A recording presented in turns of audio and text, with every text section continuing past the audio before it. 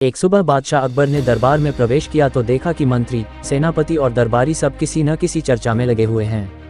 लेकिन बीरबल शांत बैठा था, हमेशा की तरह मुस्कुराता हुआ।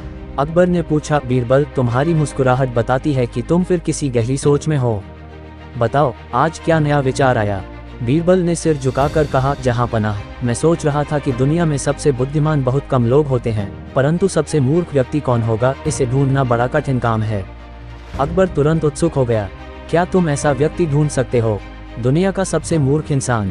बीरबल ने मुस्कुरा कर कहा, अगर हुक्म हो तो कोशिश जरूर करूंगा। अकबर ने आदेश दे दिया, बीरबल, 3 दिन के भीतर मुझे दुनिया का सबसे मूर्ख व्यक्ति दरबार में चाहिए। पूरा दरबार हैरान हो गया। बीरबल अपने घोड़े पर शहर की गलियों में घूमने लगा। सबसे पहले वह पहुंचा एक व्यापारी के पास, जो सड़क पर जोर जोर से चिल्ला रहा था, अरे कोई इस बंद डिब्बे में भरी हवा खरीद लो, अंदर की हवा बहुत बहुमूल्य है। बीरबल ने पूछा, इसमें खास क्या है?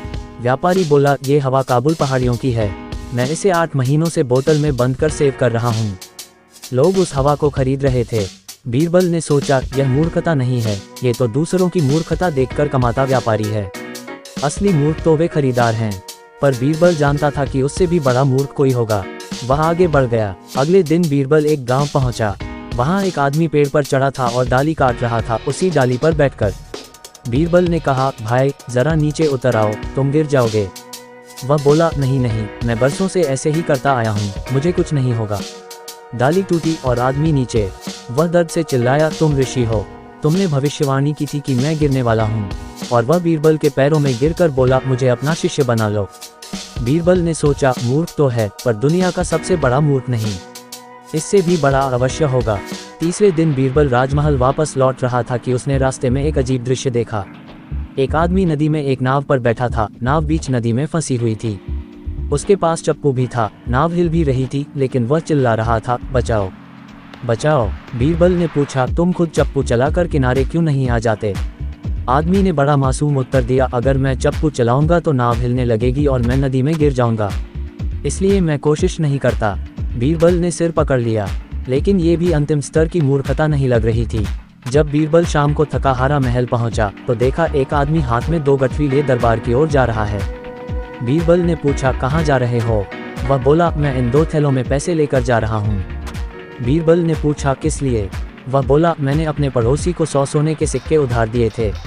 वह बोला कि वह मरने वाला है, इसलिए उसने कहा कि उसके परलोक में उसके लिए एक महल बनवा देना। मैं ये पैसे उसे देने अकबर बादशाह के पास जा रहा हूँ ताकि वे इसे स्वर्ग में पहुँचा दें। बीरबल चौंक गया। यह आदमी सच में विश्वास कर बैठा था कि बादशाह अकबर पैसे स्वर्ग तक भेज सकते हैं।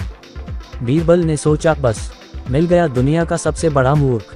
अगले दिन बीरबल अकबर के दरबार में वही आदमी लेकर पहुंचा। अकबर ने पूछा, तो बीरबल, क्या ये वास्तव में दुनिया का सबसे मूर्ख व्यक्ति है?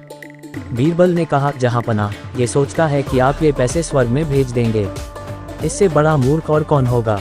पूरा दरबार ठहाकों से गूंज उठा। लेकिन तभी बीरबल ने गंभीर होकर कहा, मूर्खता की हद तब पार होती है जब हम बिना सोच समझे किसी पर इतना विश्वास कर लें कि असंभव चीज को भी सच समझ बैठें। अकबर ने सिर हिलाकर कहा, बीरबल, तुमने फिर साबित कर दिया कि दुनिया का सबसे बड़ा मूर्ख वह है जो बिना सोचे समझे विश्वास कर लेता है और बिना समझे काम करता है। समझ और विवेक ही इंसान को बुद्धिमान बनाते हैं।